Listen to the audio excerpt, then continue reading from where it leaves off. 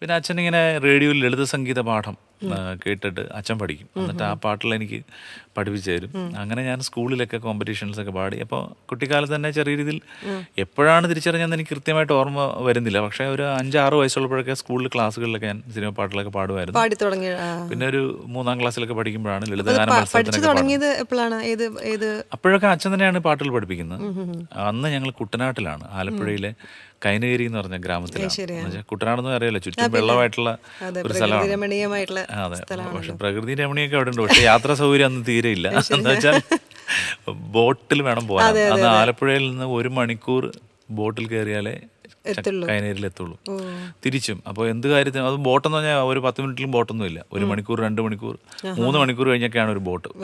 അപ്പോൾ അങ്ങനെയൊക്കെയുള്ള യാത്രാ സൗകര്യങ്ങൾ കുറവുള്ള ഒരു സ്ഥലത്തായിരുന്നു. പിന്നെ ഞാനൊരു 6 വയസ്സുള്ള സമയത്ത് അപ്പോൾ തന്നെ ഞങ്ങൾ അവിടുന്ന് ആലപ്പുഴയിൽ നിന്ന് കുട്ടനാട്ടിൽ നിന്ന് പോന്നു. അച്ഛന് ട്രാൻസ്ഫറായിട്ട് പല സ്ഥലങ്ങളിൽ ജോലി, തിരുവനന്തപുരം, പിന്നെ ആലപ്പുഴ ടൗണിൽ വന്ന്, പിന്നെ ടൗണിൽ നിന്ന് അധികം ദൂരമില്ല, 5 കിലോമീറ്റർ ദൂരെയാണ് പുന്നപ്ര പഞ്ചായത്തിലെ പറവൂർ എന്ന സ്ഥലത്താണ് 10 വയസ്സ് മുതൽ ഞാൻ പഠിച്ചതൊക്കെ. അപ്പോൾ ആ സമയത്താണ് മ്യൂസിക് പഠിച്ചത്. ശരി ശരി. അപ്പം അവിടുത്തെ സ്കൂൾ കലോത്സവത്തിലൊക്കെ ഉണ്ടായിരുന്നു. അതിനു മുമ്പ് രസം വെച്ചാൽ കൈനഗിരിയിൽ കുട്ടനാട്ടിൽ ഒരു മ്യൂസിക് ടീച്ചറെ എന്നെ പഠിപ്പിക്കാൻ വേണ്ടി അച്ഛൻ നോക്കിയിട്ട് കിട്ടിയില്ല. അന്നാരും അവിടെ അങ്ങനെ ആരും ഉണ്ടായിരുന്നില്ല, പ്രൊഫഷണൽ പഠിപ്പിക്കാൻ പറ്റുന്ന ആളുകളുണ്ടായിരുന്നില്ല.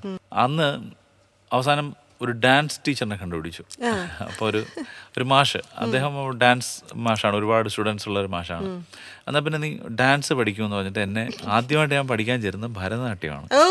അതൊരു പുതിയ അറിവാണല്ലോ.